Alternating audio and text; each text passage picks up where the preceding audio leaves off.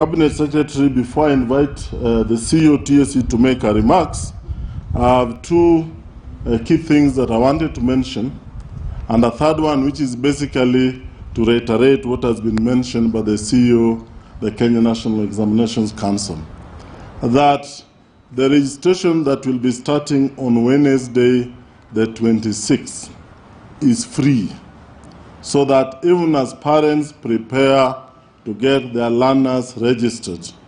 nobody should charge any learner, whether from a private school or from a public school, any money for registration for the three exams, grade 6, standard 8, and form 4, so that nobody makes a mistake of telling a parent to bring money for that registration. Number two, I want to mention that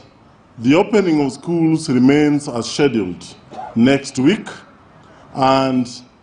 at this time I want to plead with the principals, especially in our secondary schools. As already mentioned last week by our Cabinet Secretary, the government has already released money for the capitation for schools, 16 plus billion for secondary and 2 billion plus for primary schools.